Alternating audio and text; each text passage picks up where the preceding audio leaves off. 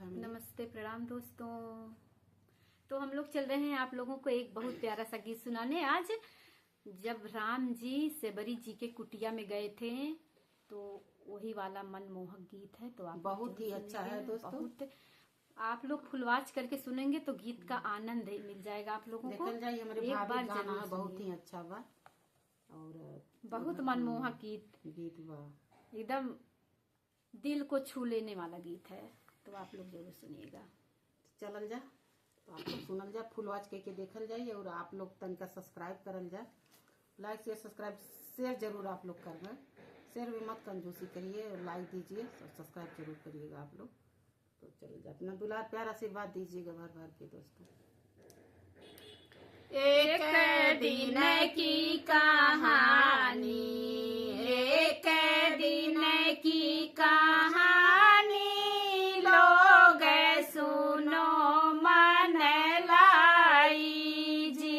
एक दिन की कहानी, एक दिन की कहानी, लोग सुनो मन लाई जी।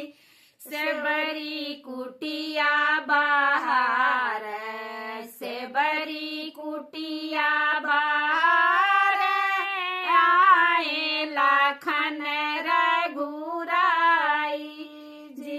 सेबरी कुटिया बाहर, सेबरी कुटिया बाहर, आए लखन रघुराई जी। कुश की चटई ले आई, कुश की चटई ले आई, आसन प्रेम के लगाई जी।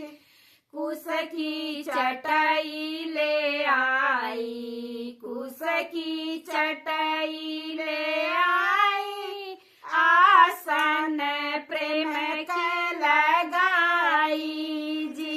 सेबरी जल भरी लाई, सेबरी जल भरी लाई, प्रभु जी के चरण पखारी जी। सेबरी जल भरी लाई, सेबरी जल भरी लाई, प्रभु जी के चरण पखारी जी। सेबरी बेर ले आई, सेबरी बेर ले आई, प्रभु जी के भोग लगाई जी। सेबरी बेर ले आई, सेबरी बेर ले आई, प्रभु जी के भोग लगाई जी। झूठी बेर वहाँ पर, झूठी बेर वहाँ पर, लखन जे दियन बाई जी। झूठी बेर वहाँ पर, झूठी बेर वहाँ पे, लखन जे दिहन बहाई जी। होई मूल संजीवन, होई गए मूल संजीवन, धवला गिरी पर जाई जी। होई गए मूल संजीवन, होई गए मूल संजीवन, धवला गिरी पर जाई जी। शक्ति लागी लखन के, शक्ति लागी लखन के, वन कही प्राण बचाई जी।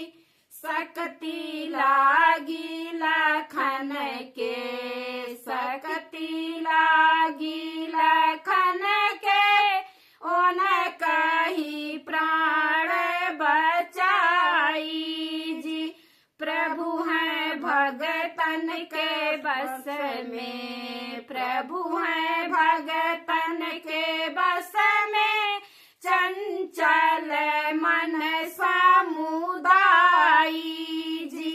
प्रभु हैं भगतन के बस में, प्रभु हैं भगतन के बस में, चंचल मन समुदायी जी। चंचल प्रभु जी की लीला, चंचल प्रभु जी की लीला, अपरंपार दिखाई जी। चंचल प्रभु जी की लीला, चंचल प्रभु जी की लीला, अपरंपार